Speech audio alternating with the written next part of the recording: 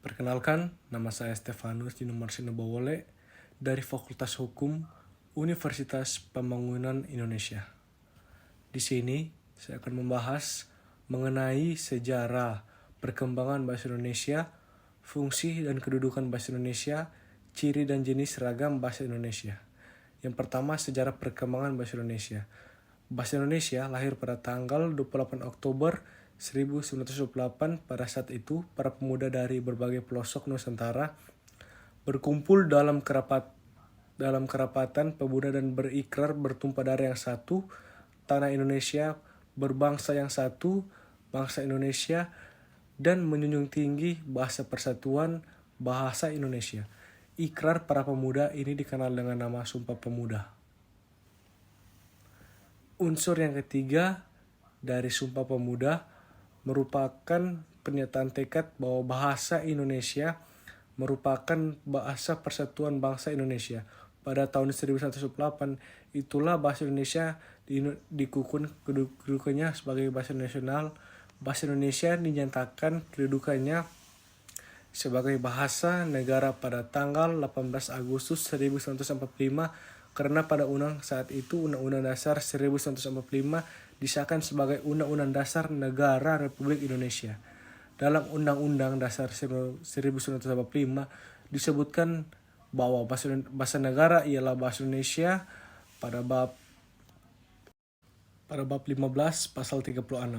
Keputusan Kongres Bahasa Indonesia II tahun 1954 di Medan antara lain menyatakan bahwa bahasa Indonesia berasal dari bahasa Melayu. Bahasa Indonesia tumbuh dan berkembang dari bahasa Melayu yang sejak zaman dulu sudah dipergunakan sebagai bahasa perhubungan atau lingua franca bukan hanya di Kepulauan Nusantara, melainkan juga hampir di seluruh Asia Tenggara.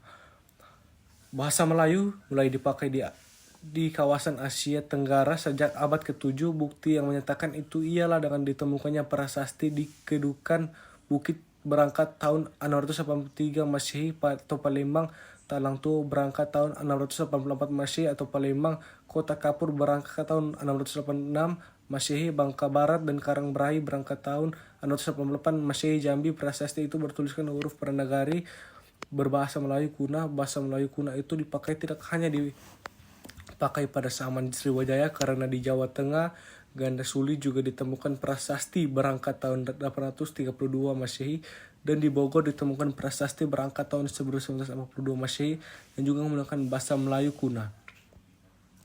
Pada zaman Sriwijaya, bahasa Melayu dipakai sebagai bahasa kebudayaan, yaitu bahasa buku.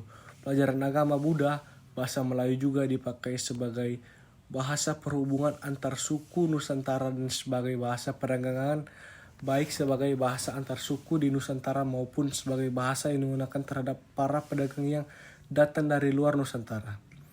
Informasi dari seorang ahli sejarah Cina, Xing, yang belajar agama Buddha di Sriwijaya antara lain menyatakan bahwa di Sriwijaya ada bahasa yang bernama Koen Loin, Xing 63 159 Koen Loin, Xing 183 Koen Loin, Feren 1919 Koen 1971 1089 Koen yang berdampingan dengan Sanskerta. Yang dimaksud Koen Loin adalah bahasa perhubungan atau lingua franca di Kepulauan Nusantara, yaitu bahasa Melayu.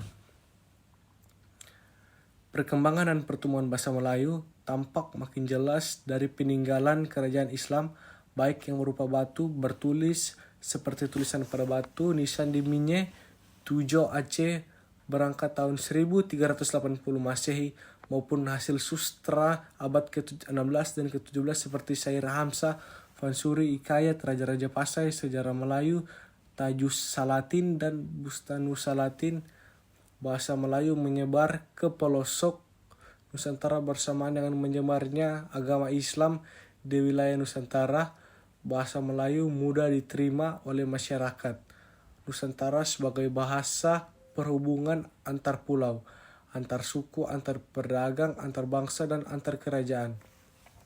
Karena bahasa Melayu tidak mengenal tingkat tutur, bahasa Melayu dipakai di mana-mana di wilayah Nusantara serta makin berkembang dan bertambah kukuh. Keberadaannya, bahasa Melayu yang dipakai di daerah di wilayah Nusantara dalam pertumbuhannya dipengaruhi oleh corak budaya daerah. Bahasa Melayu menyerap kosakata dari berbagai bahasa, terutama dari bahasa Sanskerta, bahasa Persia, bahasa Arab, dan bahasa-bahasa Eropa. Bahasa Melayu pun dalam perkembangan muncul dalam berbagai variasi dan dialek. Perkembangan bahasa Melayu di wilayah Nusantara mempengaruhi dan mendorong tumbuhnya rasa persaudaraan dan persatuan bangsa Indonesia. Komunikasi antar perkumpulan yang bangkit pada masa itu menggunakan bahasa Melayu. Para pemuda Indonesia yang tergabung dalam perkumpulan pergerakan secara sadar mengangkat bahasa Melayu menjadi bahasa Indonesia yang menjadi bahasa persatuan untuk seluruh bangsa Indonesia. Sumpah Pemuda 28 Oktober 1998, Kebangkitan Nasional telah mendorong perkembangan bahasa Indonesia dengan pesat. Peranan kegiatan politik, perdagangan, surat kabaran, dan menyala sangat besar dalam memodernkan bahasa Indonesia. Proklamasi Kemerdekaan Republik Indonesia 17 Agustus 1945 telah mengukuhkan kedudukan dan fungsi bahasa Indonesia secara konstitusional sebagai bahasa negara. Kini bahasa Indonesia dipakai oleh berbagai lapisan masyarakat Indonesia, baik di tingkat pusat maupun daerah. 2. Fungsi dan kedudukan bahasa Indonesia. Di dalam melaksanakan fungsi ini, bahasa Indonesia tentulah harus memiliki identitasnya sendiri pula sehingga ia serasi dengan lambang kebangsaan kita yang lain. Bahasa Indonesia dapat memiliki identitasnya hanya apabila masyarakat pemakainya membina dan mengembangkan yang sedemikian rupa sehingga tidak bergantung pada unsur-unsur bahasa lain. Selain fungsi-fungsi di atas, bahasa Indonesia juga harus berfungsi sebagai alat yang memungkinkan penyatuan berbagai suku bangsa dengan latar belakang sosial budaya dan bahasa yang berbeda-beda ke dalam satu kesatuan.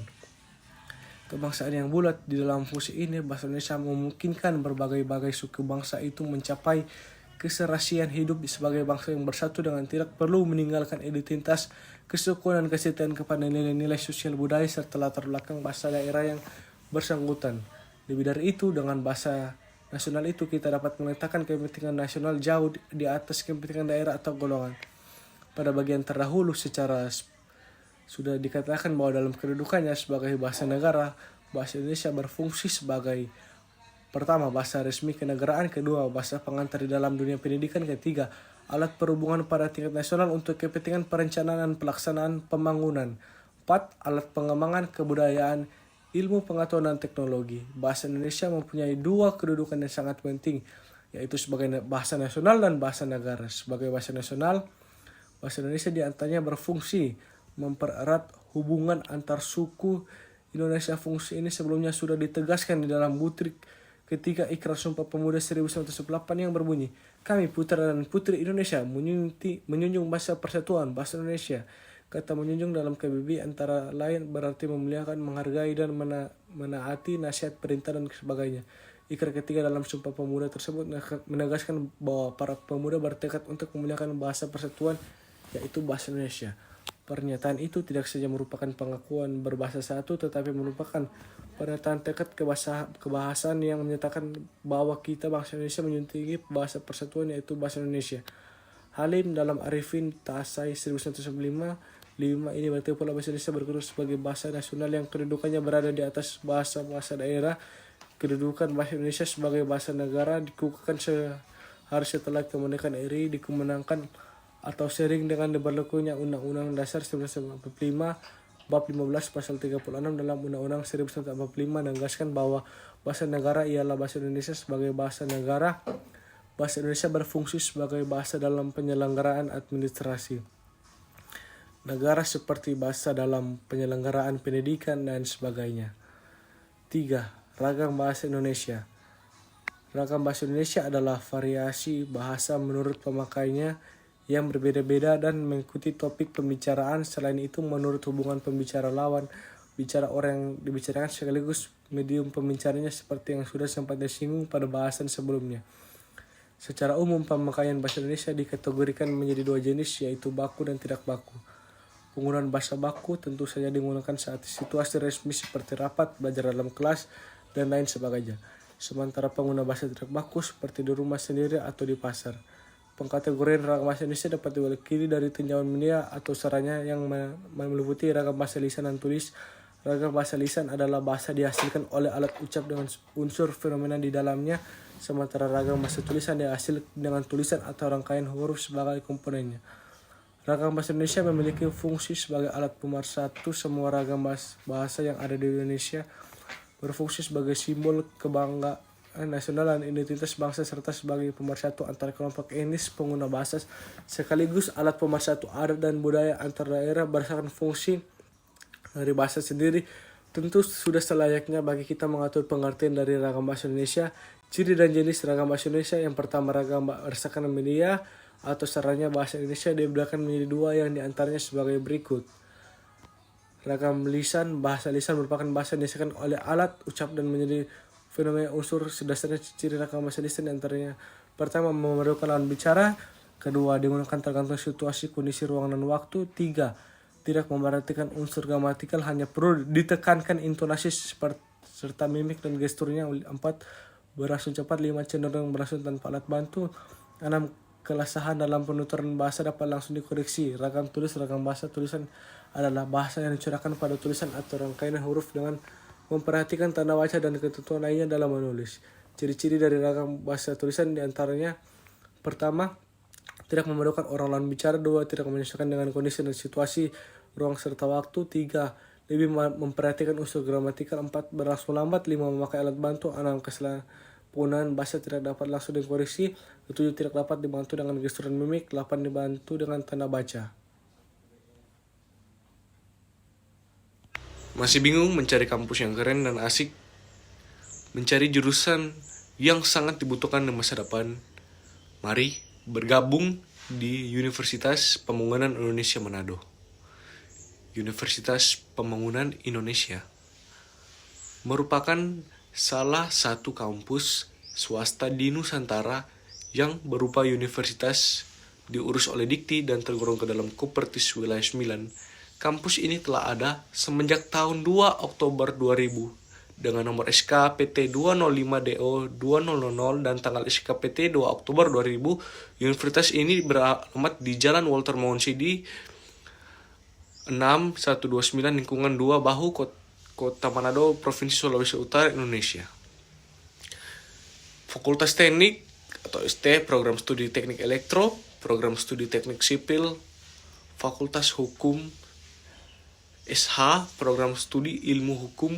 Fakultas Sastra Inggris, Fakultas Sastra SS, program studi sastra Inggris. Fakultas Pertanian SP, program studi agribisnis. Fakultas Keperawatan SKEP, program studi ilmu keperawatan. Profesi nurse, Fakultas Ilmu Sosial dan Ilmu Politik. SIP, program studi ilmu politik. Baik, terima kasih. Sekian.